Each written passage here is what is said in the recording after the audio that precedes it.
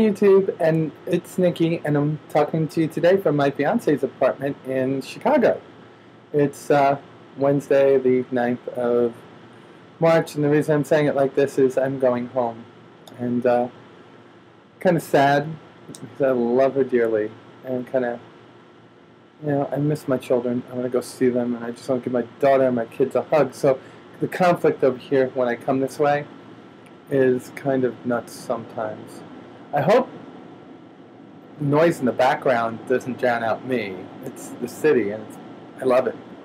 I really do love it. So let me tell you about a couple things that I've been thinking about. I came out here to see my fiance for her birthday, and in doing so, I also made some appointments for the first day or so I was here, and I had a lot of thoughts going on, and I pretty much did this. I took my pen, and I took my diary of things I do, and I started deciding what actual things were going to be most important for my transition based on one factor, and that factor is what's being paid for.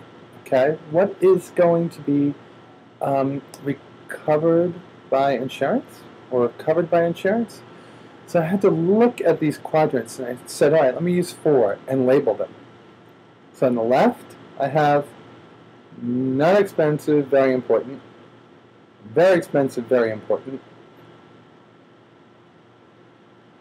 not expensive, not necessary, very expensive, not necessary. I started throwing things into boxes, and I'm not going to say what's in each box. What I'm going to tell you is that I have to get a grasp on the most important things and focus on them right now.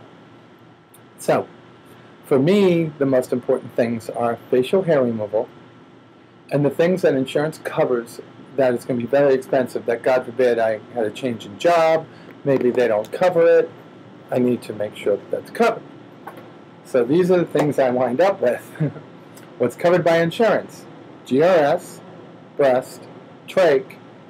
What's not covered by insurance but might be facial hair removal. So these are the things I've decided that are on my plate for now. How I've done that is I've come to Chicago and talked to a surgeon, Dr. Lawrence Schechter, University Plastic Surgeons, plastic surgery. And what you'll find is that you're going to go looking for him on the GRS surgeons list, and you may or may not find him. One of my friends did a lot of research on all the different surgeons that were out there, and she wound up on deciding on him, and she was actually led to him by one of her friends. And I respect both of these people's opinion right now. And I went off on my own, and I did my own research and wound up at the same person. And I'm happy with my selection, and now I am moving forward with what needs to be done to get there. So I came to Chicago for my fiance's birthday, had a great time. Go to my Facebook, you'll see a picture of us together. It was really nice. I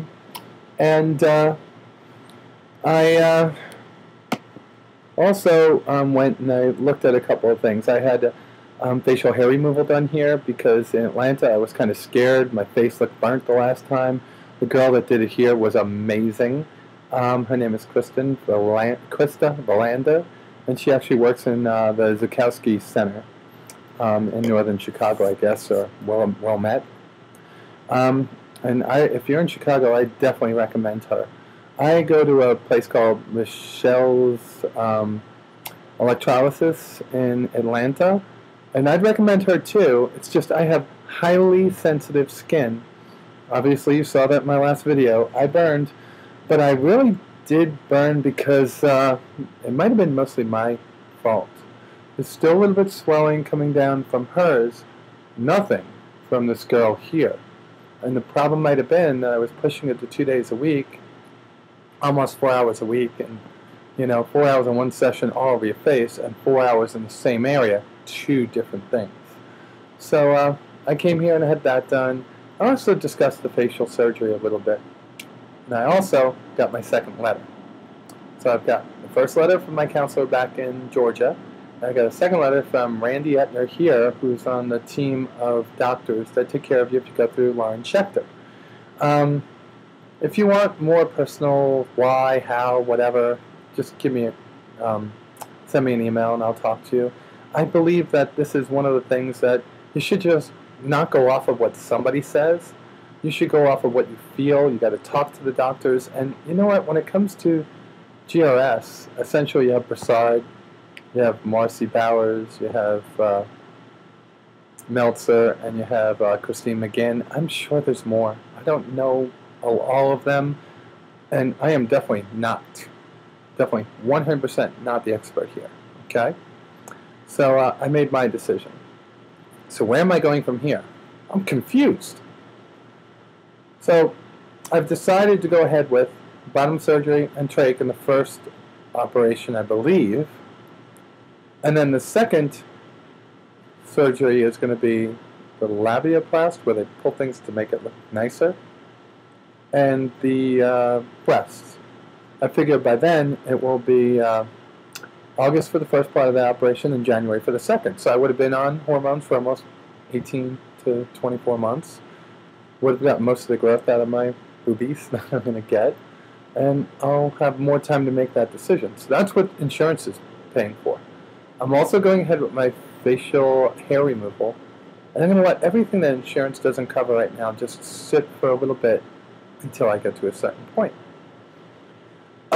That's my decisions, and that's what I've been doing. It took me a long time to get here. Longer than I've been doing these videos, because mind you, I started doing the videos the day I got my letter, but I started down this pathway this time, the month before my ex and I split up. Again, we didn't split up for this, but I saw the writing on the wall. Our relationship was done, and I looked at it and said, you know what? I can't go through life that person that didn't answer the question about am I or am I not fully a trans person. And I'm in a good place right now. I've got a great girlfriend, Fiance.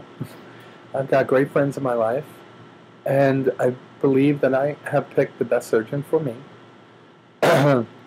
My kids and I are continuing to go through counseling, which if you are married and have children and have decided to do this, I highly recommend family counseling. Those poor children are going through enough in their lives every single day with having to live, especially if you're divorced, because they have to deal with knowing new people in their life. Like my ex has practically moved in with her boyfriend, which I really don't care. I like him. And unfortunately, with me being like this, I don't have a relationship with them right now because she hasn't accepted me. But I think that's a good thing for her, and I want her to be happy and move on. But the children are the real victims of a divorce, and you know, they're kind of the real victims if you're going through this, because they don't know.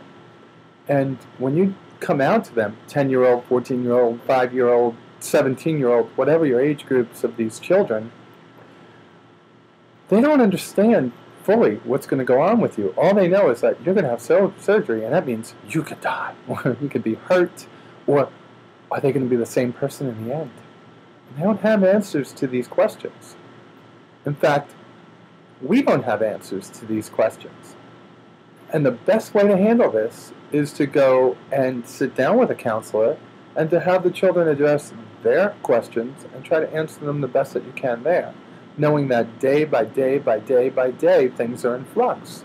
What's coming first, what's coming last. You know what I'm saying? Anyhow, here's another thing that I think is important, and it's the whole flex part.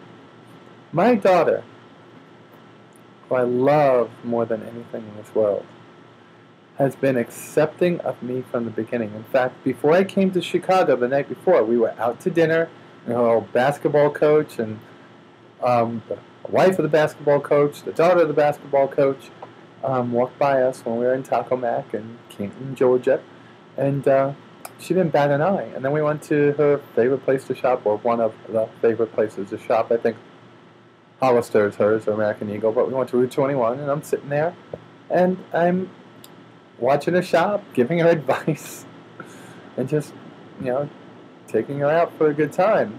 And she just totally accepts me. But we were talking a couple weeks ago and came to a question that is it in flux for me or not? And I know it's not. I mean, I love the woman I'm with, that I can't be with fully, but I wish I could. But she said she was concerned about my choice of gender for the person I love. And she was just said that it would be easier for her to accept if I liked a boy like this. And I have not had a chance to address that at the counselor's office, but I look forward to. And so many people push me and say, that's in flux, it could change tomorrow, whatever. Personally, I don't think it will. Because in my life, I never thought about a boy, a man in that way. But it's a question I got to answer for her, because every one of the people that she meets henceforth in the future, and she may meet 1, 2, 3, or a couple of my friends, who knows, can have a different answer to that statement. I'm just sure of what I like and who I am. So that was just an example of why you might need family counseling. And there's many of you that are here that don't at all have wives and children. And I know that this is not one of those videos that are hitting home with you. So I'm sorry if I made you listen this long. Well, that's where I'm at right now. It's about 1:45. I'm sitting here in, I guess, cloudy or foggy Chicago. Getting ready for my trip back to Atlanta. My flight's at 7:30. I'm wondering if I should just go a little early. Find out. Anyway, YouTube, I'm rambling now. I love you guys. Thank you for watching, and I appreciate it. And for all you people that give me shout-outs that I've missed, thank you. And if anyone else is doing a video that they started because of me, first off, you're crazy. Putting your life out there like this is nuts. But thank you for making it important enough to share your life with us. I really just set out not to be a total narcissist, but to help people and to show them through my path the things that might be affecting them. So next on my list, find a place that accepts insurance that will do my hair removal on my lower end. We'll leave it at that.